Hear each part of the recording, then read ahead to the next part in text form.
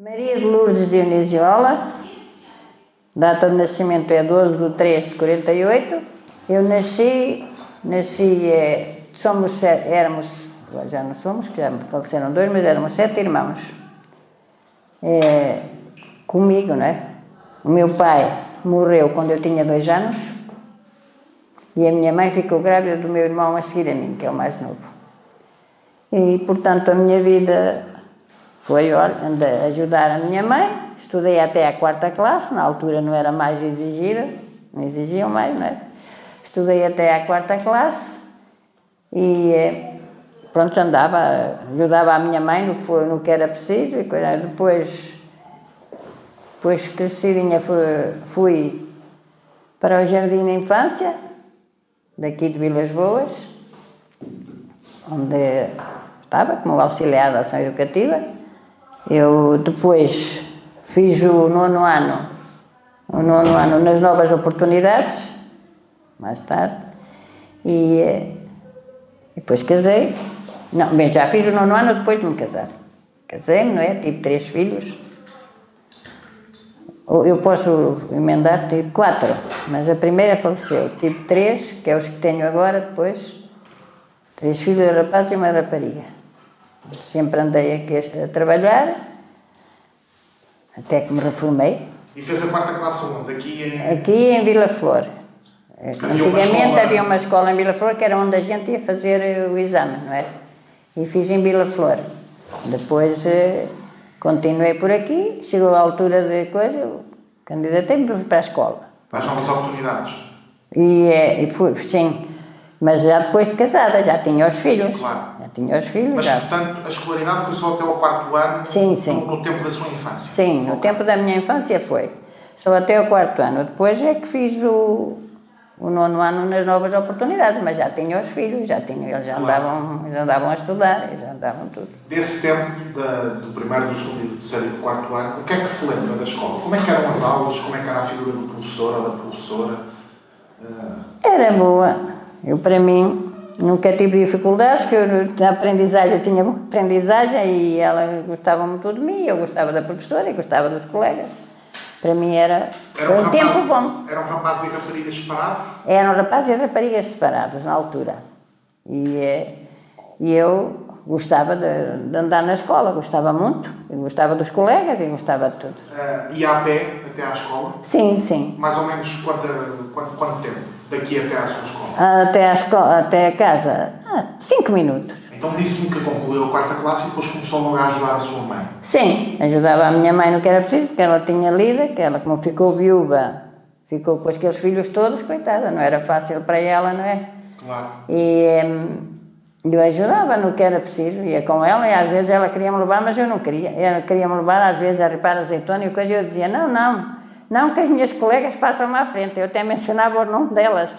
Uma que queria, que ela passa-me à frente, eu não quero faltar, não queria faltar à escola. Então já no tempo que andava na escola, a sua mãe queria que a Dona Maria Sim, que fosse com ela, às vezes para mim sozinha, porque os meus irmãos mais velhos também trabalhavam, porque eles, coitados, também não tiveram a possibilidade de estudar, porque naquela altura também era difícil, não é?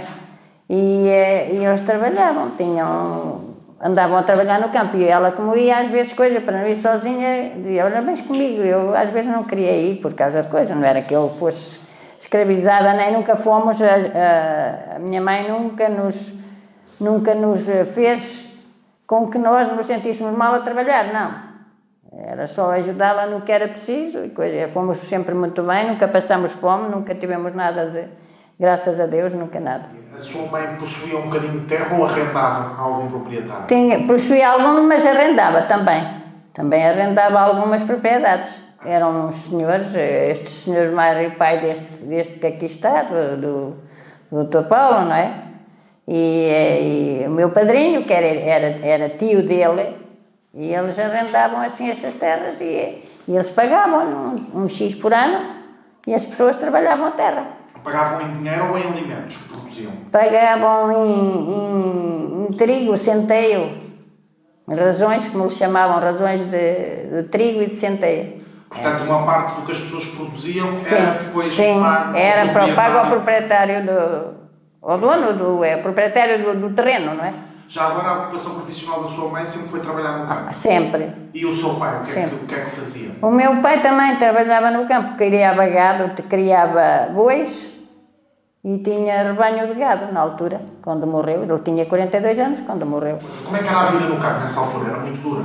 Ah, sim. A vida no campo era muito dura. Trabalhavam de sol a sol? Trabalhavam de sol a sol e coisa, nós não, por coisa, mas a minha mãe metia para coisas mais difíceis, não é? Por exemplo, para a segada, ela metia pessoal para irem segar, os segadores, eles chamavam, os segadores, a foice, não é? A segar e assim, a nós nunca nos trouxe assim por lá. Íamos depois, por exemplo, juntar os molhos na altura do... ceifavam, não é? Chegavam. Era segar, como diziam aqui, e depois os molhos ficavam na terra e a gente às vezes depois assim pela fresca ia juntar os molhos do centeio ou do trigo para as medas, chamavam-las medas, juntavam ali, faziam umas medas e depois era transportado com caminhonetas e com carros de bois. Nessa altura trabalhava descalça ou... Não, nunca trabalhamos descalça. Lembra-se do que é que costumava comer quando trabalhava no campo? O que é que costumava almoçar? Comer era bom. Quando era nas segadas e nas coisas é que levavam mais a comida para o campo, porque de resto as pessoas vinham para casa comer, não é? Ou seja, as pessoas iam almoçar a casa? Sim, só quando era, por exemplo, nas segadas é que levavam para lá, levavam um pequeno almoço, depois levavam almoço, ou ao pequeno almoço levavam, por exemplo, bacalhau frito. Levavam vinho, porque os segadores que gostavam de vinho, não é? Claro. Bacalhau frito e outras coisas assim, sei lá, queijo, presunto, azeitonas, isto assim para o pequeno almoço. Depois para o almoço era carne estufada. Antigamente havia os rebanhos, não é? Tinham rebanhos, matavam uma ovelha ou uma cabra, uma coisa, estufavam aquela carne, depois levavam e salada. Ainda me lembro a minha mãe de levar. E eu já trabalhava aqui na escola e eu ia antes de vir para aqui para o trabalho do horário, não é? E levava aos segadores e levava a minha mãe, punha a salada numa saca, não sei se tipo uma saquinha de pano que depois puxavam. Sim. E puxavam assim o fio e levava nesse coisa e depois chegava lá. Temperava, levava já o azeite, o vinagre e o sal noutro coisa à parte e temperava e as pessoas comiam. E o que é que se cultivava aqui mais na terra? O que é que predominava? Era trigo e centeio. E depois o trigo e o centeio eram usados para quê? Para pão? Para os animais? Para os animais, as pessoas tinham animais, não é? Tinham galinhas, tinham coisas, mas também não era só para isso. Era para a subsistência da casa, porque vendiam ali nos celeiros, em Vila Flor. Não era todo para comer em casa, não é? E esse celeiro sabe se tinha licença para vender ou era a revelia do Estado que vendiam? Isso já não sei. Mas de qualquer forma era uma espécie então de mercado? Sim, chegavam chegavam lá e vendiam. E depois pagavam eles quando tinham, também quando eles podiam, não é? E depois as pessoas também tinham que pagar. Lembro-me da minha mãe dizer que tinha que pagar os adubos, tinha que pagar isto e tudo. Era do dinheiro que vinha do trigo e do centeio, não ficava todo em casa, não, para comerem. Ou seja, havia pessoas de fora da terra que se deslocavam lá para comprar o trigo, ou geralmente eram pessoas aqui da localidade? Sim, mais da localidade, da zona do concelho. Digamos, do concelho, não é? Não era só daqui, era do concelho. Em Vila Flor levavam e depois vendiam, eram do concelho. E havia muitas pessoas a vender? Sim, na altura vivia-se disso. Claro. Na altura era só mais ou menos do que se vivia, ou da agricultura, que era o pão e o feijão. O feijão também era feijão frado, não sei se conhecem, o xíxaro, como lhe chamavam aqui. Sim. Também nessa altura produzia-se muito isso. E também dava muito dinheiro, bom dinheiro. Não era que desse muito dinheiro, não é? Mas dava para a sustentação da casa e das coisas. A minha mãe vendia muitas razões de feijão de xíxaro. Portanto, o xíxaro também era... Era também daqui, também desta zona, também se produzia muito o xíxaro. Normalmente quando se fala em xíxaro, As pessoas pensam logo em terras do centro do país, mas então aqui também... Não, aqui também havia muito. Também sim. Era, também. Agora já não produzem tanto as pessoas, porque já têm outros modos de vida, já há mais emprego, já há mais coisas, mas antigamente era do que viviam. Mas também ia vender ao mercado com a sua mãe? Não. É só a sua mãe é que se deslocava ao Só mercado? a minha mãe é que vinham cá pescá-lo, não é? Numa carrinha ou numa coisa qualquer, vinham pescá-lo, ela ia, metiam no lá e depois é que lhe davam. A sua mãe, sendo mãe viúva, não é? Como é que, digamos, ela aguentava, digamos assim, o trabalho todo de criar 9 filhos? Porque sendo mãe viúva, ainda por cima tendo 9 filhos, devia ser... Sete, não era 9, 7. Era complicado. Ter 7 filhos sem marido para os sustentar. É por isso que ela nunca nos podia ter posto a estudar, porque as possibilidades não eram muitas para pôr os filhos todos a estudar. Até porque os anos, ir vender ao mercado era um trabalho de homem, digamos assim. Pois, não é? Pois. E ela mãe... tinha que assumir o papel de homem e de mulher, não é? Ela tinha que fazer porque era ela que... E ficou ainda com o gado que o meu pai tinha um pastor que ele tratava delas, e com os vitelos que ela criava também era um modo de subsistência para a coisa. Comprava, por exemplo, vitelos pequeninos. Os meus irmãos mais velhos iam comprar às feiras os vitelos pequeninos, a sair da mãe, desmamados, já depois de mamarem, e compravam e traziam, não é? E a minha mãe tinha uma loja que chamava antigamente as lojas, assim, era debaixo das casas, antigamente. Exato. Debaixo das casas. E criava-os lá, e ela semeava na bala, semeava ferrão, semeava tudo para isso, para os sustentar. Depois criava-os, e depois os meus irmãos e ela, muitas das vezes ela também ia, mas mais os meus irmãos mais velhos, iam vendê-los à feira. E eles compravam os pequeninos por um preço, e depois eram vendidos por outro, que dava também algum dinheiro para casa. Agora a feira era onde, Dona Maria? A feira era, olha, havia em Vila Flor na altura, ainda de gado, e em Mirandela, e Torre Dona Chama, por exemplo, na Torre, também iam muitas vezes à Torre a vender. Eu ainda me lembro dos meus irmãos irem à Torre a vendê-los. E essas feiras tinham expressão local ou distrital? Tinham distrital. Distrital? Era. Podia lá ir toda a gente, não é? Do distrito. Claro. Assim, tradições religiosas, tradições mais populares, o que é que se lembra nessa altura que se fazia aqui? Tradições religiosas, sempre era a gente íamos à missa, eu ensinava catequese, quando coisa... A Dona Maria deu catequese? Dei catequese, muitos anos. Íamos varrer a igreja, grupos, havia grupos, não é, de varrer a igreja, e cada 3 ou 4 pessoas era um grupo, iam aquele mês, depois vinha outra coisa. Varrer a igreja, dar catequese, ir à missa, ir ao terço. E que festas é que haviam aqui na região? Ai, festas havia. Havia a Ascensão do Senhor, que era em maio. Havia a Assunção de Nossa Senhora, que é em agosto, dia 15. E havia em setembro, que é Santa Eufémia, no terceiro domingo de setembro. E essas festas tinham só um cariz religioso ou eram acompanhados também por bailes e... Ah, sim, sempre. Por exemplo, agora já não fazem isso, mas a Ascensão do Senhor, que é agora em maio, foi no domingo até. E a gente ia ao cabeço, era ao cabeço, não era aqui aqui embaixo. Ia ao cabeço e celebravam lá a missa, e então havia até uma tradição muito linda que já tiraram, que era o Senhor a subir ao céu, atrás do altar, no altar-mor, punham verdura, assim para cima, e estava lá escondido Nosso Senhor, em cartão, com tudo o que, pronto, e ele estava com o braço assim, no ar, e depois punham 2 anjinhos, por exemplo, 2 meninas que fizessem a primeira comunhão naquele ano, uma de um lado e outra do outro, no altar em cima, e começavam, quando a missa começasse a ser dita, começava Nossa Senhora a subir ao céu, devagarinho, a puxarem por cima com umas cordas, por ele assim, e as flores sempre a caírem, era uma tradição muito linda, mas que já tiraram, isso já tiraram. E então havia a música, vinha a música, nesse ainda de setembro. Vinha a música, por exemplo, assistia à missa, tocava para a missa, e depois vinha cá para baixo, para o povo, para aqui, e havia o baile.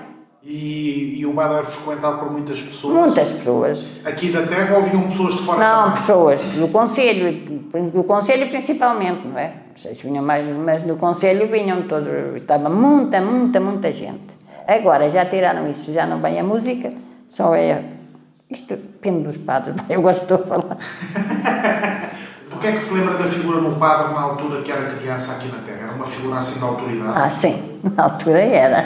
Qual é que era o nome do padre? Lembra-se? O padre, o nome do padre?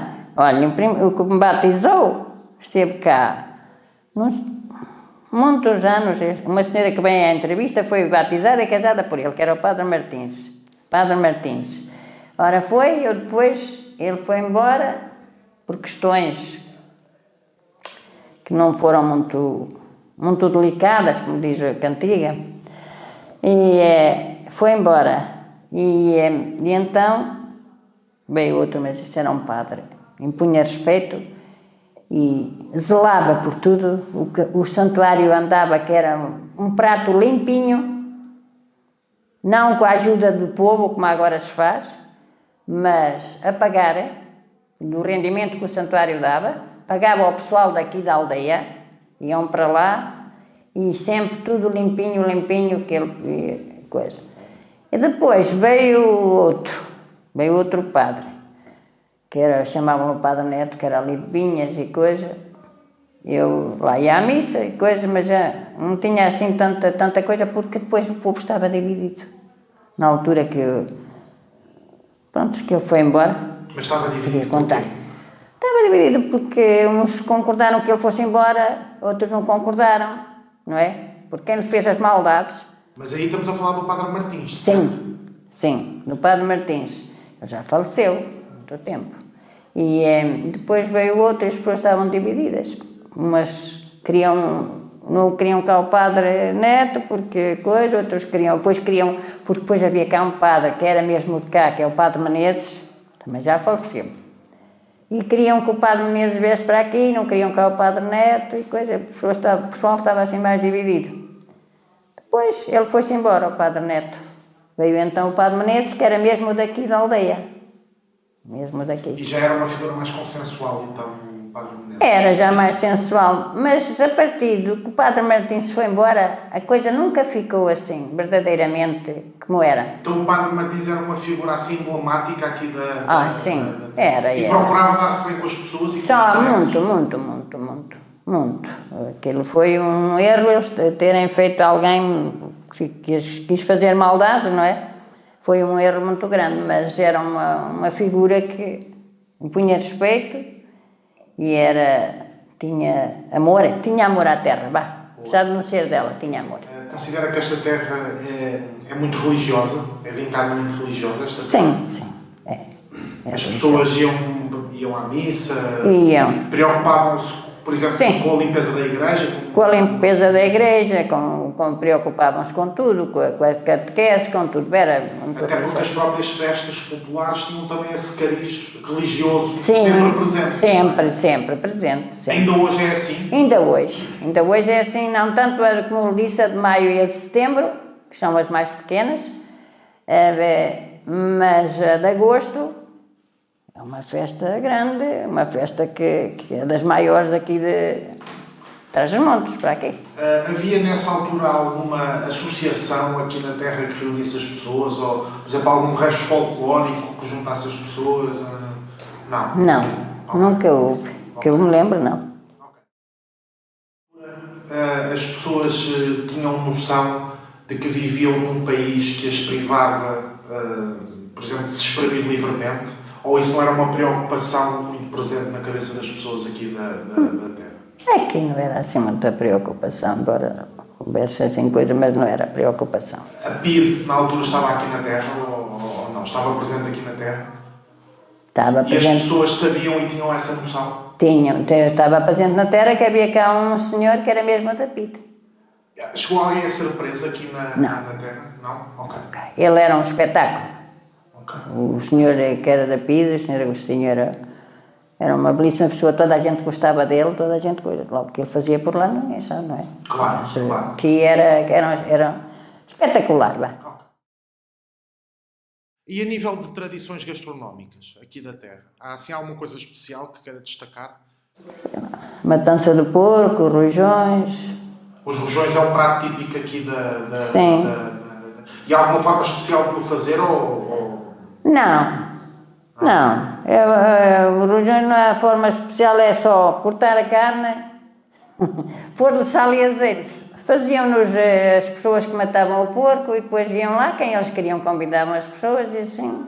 Já agora a matança do porco aqui na região, na terra, Vilas Boas, juntava-se muita gente quando era a matança do porco, por volta dessa ocasião? Sim, os familiares, principalmente, não é? E outras pessoas que iam a pegar ao porco e coisas, juntava-se, era como que fosse uma festa. Geralmente, quando é que se matava o porco? Dezembro, janeiro, por aí, fevereiro. E normalmente o porco durava quanto tempo? O porco? Sim. Durava um ano todo? Antigamente durava um ano todo, porque eram as pessoas antigas era o que diziam. Matam o porco, cada parte do porco tinha a sua finalidade para X época. Exatamente. Como se costuma dizer, do porco aproveita-se tudo. Tudo. Eles tinham, primeiro era a matança, que eram as regiões e as coisas. Depois faziam as alheiras, que as pessoas, ainda me lembro, a minha mãe dar à vizinhança por ali fora, dava sopas a toda a gente. Não é? Depois das coisas, depois ela faziam os salpicões e as linguiças e as coisas, não é? E então, guardavam. Olha, as linguiças era para comerem durante o ano, para as chegadas e para as coisas, e os salpicões e as coisas, mas também era para, por exemplo, vinha ao entrudo, era a orelha do porco cozida, o rabo, linguiça, chouriça de boche, que é o dos boches, fazes umas chouriças muito boas, e nessa altura, pronto, tinham para essa altura. Vinham aos folares, eles tinham o presunto, ou a pá, ou os salpicões e as linguiças para pôr nos folares. E também tinham, pois para durante o ano, por exemplo, para as chegadas que eu mencionei, para coisar, e o porco dava assim para todo o ano. Tinha assim tinha cada parte para a sua data. Perfeito. Aqui da aldeia também, típico da aldeia, e era nos fornos comunitários, eram os económicos. Os bolos económicos. Os bolos económicos para a festa faziam as pessoas naqueles fornos comunitários, como agora já toda a gente tem forno, não é? Eu tenho um forno, aquela tem forno, outra tem forno, toda a gente tem forno. Mas na altura iam para lá e faziam, agora era uma, depois era outra, faziam os fornos. E nos folares a mesma coisa. Marcavam com a dona do forno para fazer os folares para a Páscoa, também nos fornos comunitários. Já também esse forno comunitário pertencia a alguém? Alguém era proprietário desse forno? Sim, era o meu padrinho, por exemplo, o tio daqui do Dr. Paulo. E portanto ele possuía o forno. E como é que era a forma de pagamento? A forma de pagamento era, na altura já era com dinheiro. Por exemplo, cada forma levava, por exemplo, sei lá, na altura, 5 tostões ou 10 tostões, que na altura não era euros, nem era coisa, era... Claro. Né? Para cada forma que a gente metesse no forno, era um X de dinheiro. Pagava não pela utilização, mas por aquilo que metia lá dentro do forno? Sim. Ok. Por exemplo, eu metia lá 10 folares, uma hipótese. A outra metia 5, eu pagava aqueles 10 que lá meti. O dinheiro que era estipulado. E a outra pagava 5. E já agora, por exemplo, meter uma panela de rojões e meter um folar, o pagamento era o mesmo? Os rojões faziam-nos cá fora. Os rojões não vão ao forno. Numa fogueira mesmo? Faziam manual, fora ou assim. na manual ou então no fogão, que já havia fogões na altura, porque os rojões não vão ao forno. Quando é que a eletricidade chegou aqui à aldeia? Mas chegou aqui ainda eu era garota. E a sua casa? A minha mãe foi das primeiras, penso que foi o número 52, na altura, que ela meteu logo a eletricidade. E foi, mas eu ainda era garota. E a água canalizada? Já foi mais tarde? Oh, já foi mais tarde. Já foi água canalizada em esgotos. Década de 80, talvez? Da década de... Sim. Aí foi quando eu tive o meu filho mais novo. Então, indo agora às histórias e aproveitando que a Dona Maria escreveu então o livro, qual é que é assim a história que gostava de destacar aqui da região? Da região Da região, quando eu digo da região, aqui da terra. Sim, da terra.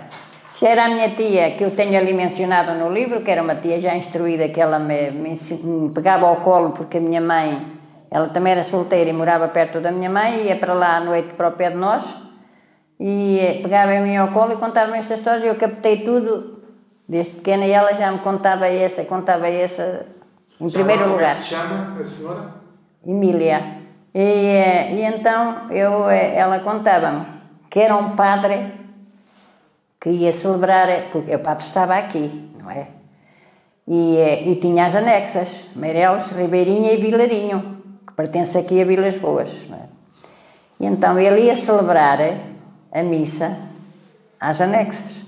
E num dia de São João, ele ia a pé, não havia automóveis, havia cavalos e coisas, mas o padre também ainda não tinha, na altura. Ia a pé e passou aqui perto, está ali um plátano, agora que até foi cortado, um plátano muito grande, está lá uma fonte romana. E em frente, agora há casas ali ao redor, mas antigamente não havia. Em frente a essa fonte romana, ele viu um lençol de figos estendido. Ele ia cedo, porque era no São João, era já em junho, já aquecia muito. O lençol de figos? As pessoas põem assim os figos a secar, às vezes quando já estão para escaldar, tu pões-nos assim a secar quando estão meio secos em lençóis, ou outras coisas, outros panos quaisquer. Era um lençol e então ele passou, e como tinham que estar em jejum na altura, agora já não é preciso, que é preciso 3 horas só antes de comungar, mas na altura tinham que estar em jejum e ele viu então aquele lençol de figos e disse, eu agora não vou em jejum, vou celebrar a missa, não posso comer, mas agarrou uns poucos e meteu-os ao bolso. Diz ele, depois da missa eu vou comer. Então chegou lá a Meireles, celebrou a missa, e ao fim diz, olha, agora ainda estava na sacristia, meteu a mão ao bolso. Em vez dos figos saíram libras de ouro.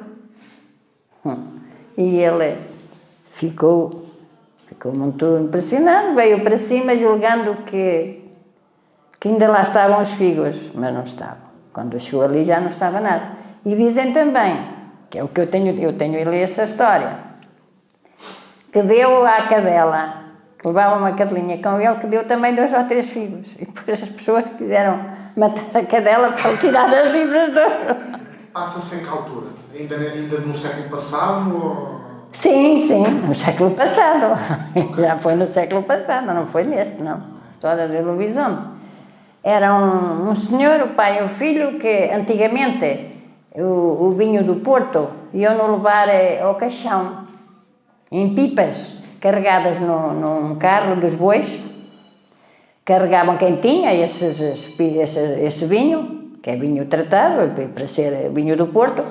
Agarravam nas pipas, carregavam no carro dos bois e iam pela estrada da mala, que é por trás do cabeço, que vai dar ao caixão. Não é este aqui, esta que vai por aqui, é outra que chamam a estrada da mala. Iam lá levar ao caixão e depois ele ia no comboio para a régua. E então, eles iam, muito bem, por ali fora, e passa um cavaleiro, um cavalo, muito apressado, o cavalo a trota assim, muita coisa, e ele passou para lá, passou para cá, chegou a algum lado e virou para trás outra vez. E o filho ia atrás, o pai ia à frente com os bois, o menino ia atrás, o garoto ia atrás do carro e levavam uma aguilhada que era para picarem os bois, para os bois andarem. E ele, ao tempo que o cavalo passou por ele, espatou-lhe a aguilhada, dá-lhe com a aguilhada no cavalo. E ele ficou aí, o lobisomem transformou-se no homem, acabou-lhe o fado. E ele disse, agradeço-te por me teres quebrado o fado, que é um fado que eu tinha, que eu não gostava, mas tinha. Mas nunca mais voltes a fazer isso, porque conforme fizeste sangue ao cavalo, se não fazias, eras um rapaz morto, morrias. Portanto, se não fizesse sangue, Não fizeste sangue, o feitiço viravas feiticeiro. contra o feiticeiro, como o outro, contra quem coisa, foi assim. Foi assim que foi. Uns poucos de rapazes na altura, não é? Não havia as tecnologias que há hoje, não é? Estava eu então para ali para o Pelourinho, o cruzeiro, chamam-lhe o cruzeiro, e estavam ali, a noite está fresca e coisa. E então passam um cavalo muito para cá, para trás e para a frente, para trás e para a frente. E eles disseram assim, olha agora, Augusto, para um de cá, que eu ainda conhecia esse Augusto. E Augusto, tu que eras cavalaria na tropa, podias montar o cavalo. E ele disse, anda lá, mas o cavalo andava-se ali a oferecer mesmo. E então ele montou. Mas tão depressa ele montou, o cavalo corre de galope e passa as escadas do adro, que tem umas escadas a subir, e passou o adro, que tem uma ribanceira assim para baixo, uns prédios, tem os muros, e passou ele, a redenção dele foi deitar as mãos a uma árvore que lá estava e ficou pendurado na árvore, porque o cavalo queria levar, diziam que era um inimigo, não sei se era disso, não. Então a Dona Maria ainda conheceu esse senhor Augusto? Conheci. E ele contava mesmo então essa... Ele contava mesmo essa passagem que teve. Claro. Não foi lenda nem foi coisa, isso foi mesmo uma passagem que ele teve. Claro. Viveu essa passagem. Dona Maria, diga-me uma coisa, como é que surgiu a oportunidade de escrever esse livro? Olha, eu como ele disse, eu trabalhei no Jardim de Infância. E então, passavam por aqui educadoras que depois, elas não tinham a licenciatura, chamavam-o complemento, não é? Não tinham a licenciatura.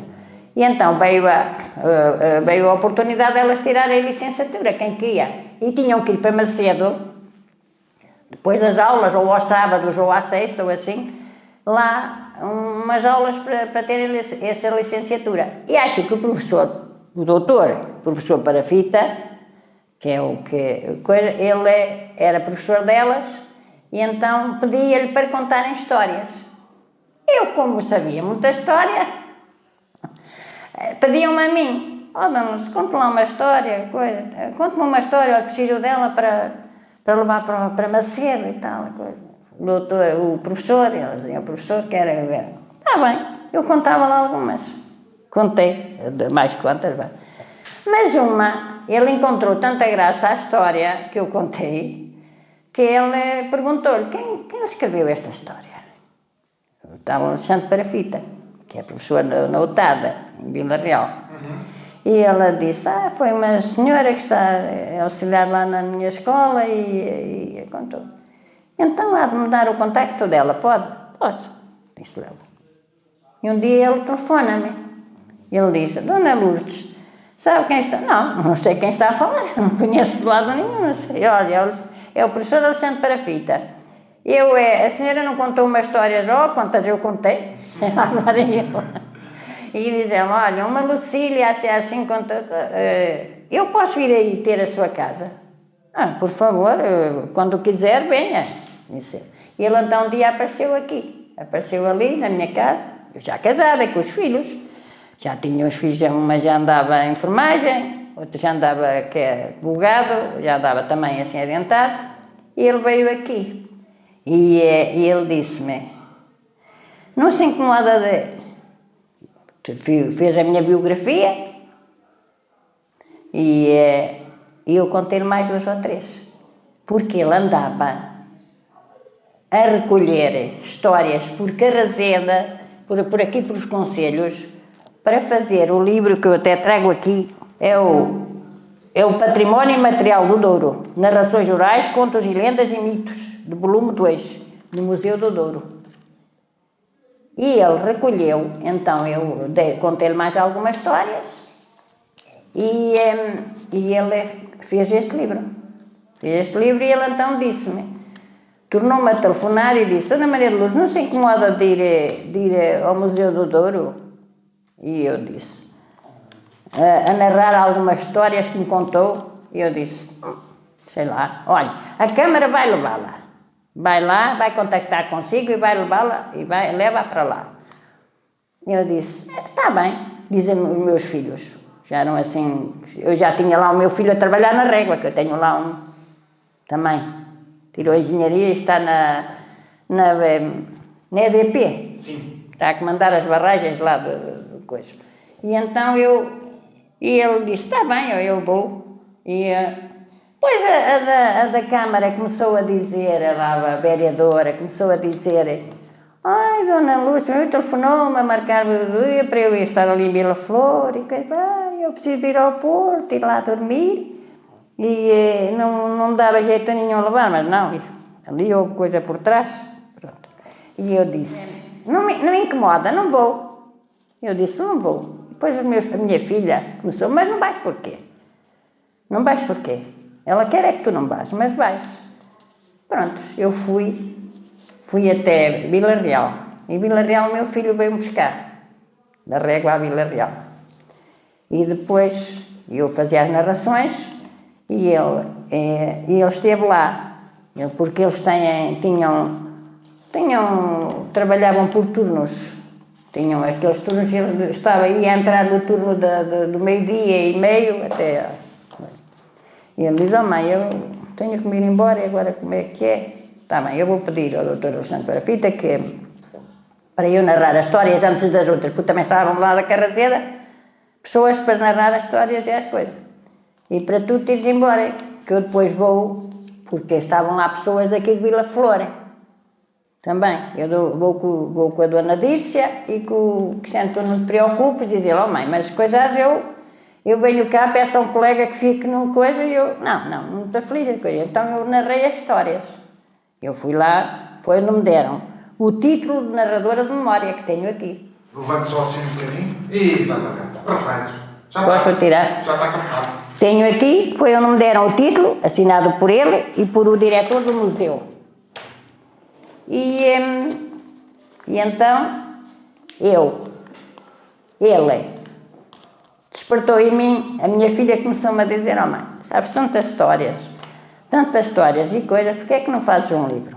Eu depois, como fui lá fazer as narrações orais, e vieram ali a SIC, veio aqui, a tal onde a história que eu contei do padre, veio aqui fazer uma entrevista e eu a contar a história. E toda a gente viu na televisão. E houve aqui um funeral, e eu estava lá, no velório, e diz-me o presidente da junta, a Dona Lourdes, então, via na televisão. Mas é natural.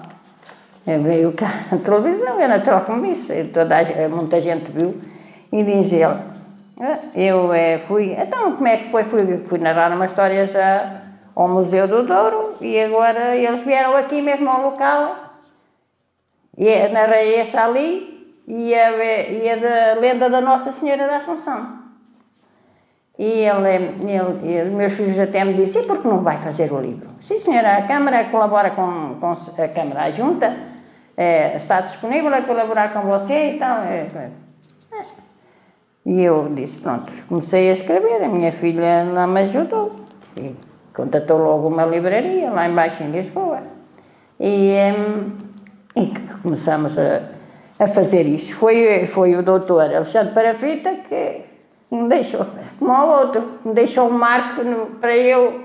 Foi ele que me despertou o interesse. Tem noção da importância do que é o seu livro para o registro das coisas que se contavam na altura, nos dias de hoje? É porque se essas coisas não forem escritas, depois acabam por se perder. Sim, pois, por isso é que eu quero deixar às novas gerações aquilo que me transmitiram a mim, não é?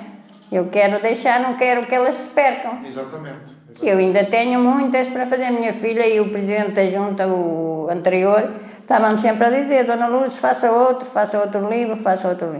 Porque isto é para as gerações vindouras que eu vou deixar este meu testemunho, não é? Exatamente. Perfeito. Está ótimo. Está aqui também o coisa quando vim fazer a apresentação. Mostra assim para a câmera. Exatamente. Perfeito.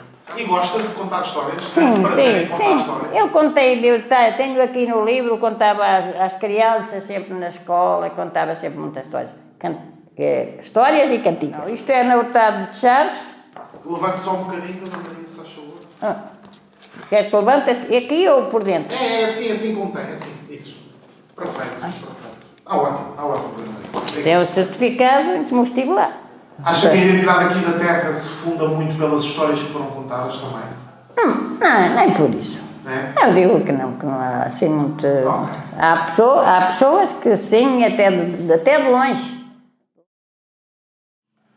Lembra-se do dia 25 de Abril de 1974? Estava aqui na Terra ou estava no... Estava de lua de mel. Estava em Lua de Mel? Onde é que estava em Lua de Mel? Estava para Chaves, que fui logo para lá. E como é que soube? Como é que soube da movimentação das tropas em Lisboa? Pelo rádio? Pela rádio. Pela rádio? Depois do 25 de Abril as condições de trabalho melhoraram aqui na sim. região? Sim. Melhoraram muito, muito. A que nível? A nível do salário? A nível das condições A de nível trabalho? de salário, a nível de condições, havia muito mais. Antigamente não havia nada. A partir dessa altura Portugal começou a expandir-se muito. Quais foram as principais mudanças que existiram aqui na região, na terra de Vilas Boas, desde o tempo da sua infância até aos dias de hoje? O que é que foi mudando ao longo dos tempos? Mudou muita coisa, muita coisa. As terras agrícolas, por exemplo, desapareceram? Desapareceram muito. Foram substituídas pelo quê? Desapareceram muito, não se trabalha tanto na agricultura. Desapareceram. Indústria? Algumas fábricas? Não. Aqui na terra ou na... Não, só havia uma queijaria. Uma queijaria? Uma queijaria. E ainda hoje funciona? Já não. Já foi mudada. Agora há manual, não é queijaria. Digamos que há queijo para vender e até coisa, não será certificado, mas pessoas que têm o gado que fazem os queijos. Mas a queijaria foi transferida para a Alfândega da Fé. Compraram aqui e depois transferiram para lá. Então, mas anteriormente ela estava sediada aqui em Sim. E empregava quantas pessoas? Empregava para aí 4 ou mais, ou 5. O leite vinha daqui, vinha dos arredores. Iam comprar. E qual é que era a expressão comercial dessa queijaria? Era só aqui da localidade ou... Não. Ou era para todo o Era distrito? para todo o distrito e não só. E para as grandes superfícies de Porto e de outros lados. Portanto, era uma queijaria de referência. Era. Produzia queijo mais fresco, mais curado, apimentado e bocados partido, aquele já muito curadinho, muito coisa, em azeite, em frasco, conservam. Curados, sim, conservados. Conservados. O queijo é muito típico aqui também da terra. Sim. O queijo de ovelha, queijo de cabra? Queijo mais de ovelha. Mais de ovelha? Mais de ovelha.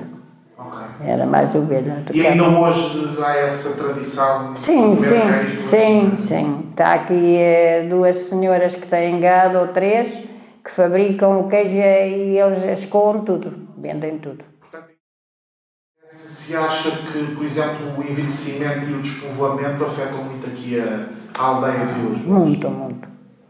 Vive quantas pessoas aqui, mais ou menos? Mais de 100 ou menos de 100? Mais de 100? Para aí 300 ou mais. Sim. Mas sente que a população está muito envelhecida? Sim, porque os filhos, por exemplo, eu dei um curso aos meus filhos, eles foram, entre aspas, 2 estão cá a viver, mas estão em coisa em Mirandela, emprego, não é? Mas muitos outros que estudam e coisa vão para outros lados e fica tudo aqui despovoado, ficam só mais os velhotes. Houve muita gente a emigrar aqui? Muita. E a passar ilegalmente para passar a fronteira a assalto? Assalto, no princípio passavam assalto, sim. Passavam muito, tinham uma pessoa que os passava assalto, levavam-os e passavam os assalto. Na altura do 25 de Abril, porque a outra senhora fez referência a que vieram muitos retornados para aqui. das antigas colónias. Sim. Lembra-se desse... Lembra. Eram muito retornados, muito. E qual é que foi a importância dos retornados aqui para a região, a nível até de trabalho no campo? Trabalhavam mais no campo, havia mais pessoas a trabalhar e assim, não é? Porque eles vieram, coitados, com uma mão atrás e outra à frente. Costuma dizer, não é? Mas... Lembra-se da tropa vir aqui nas dinamizações culturais do MFA ou aqui a aldeia não chegou nada disso? Não. Nem da reforma agrária, dos grandes proprietários? Não. Portanto, manteve-se... Manteve-se tudo igual? Tudo igual. Ok, perfeito. Gosta da sua terra? Há muito. E vê como... E olha... Foi aqui criada, nascida, criada, tive o meu emprego aqui. Não quis ir para lado nenhum, podia ter ido, também para a Régua. O meu marido trabalhava lá no tribunal, mas eu não quis ir. Quis antes ficar aqui. E gosto muito e olho...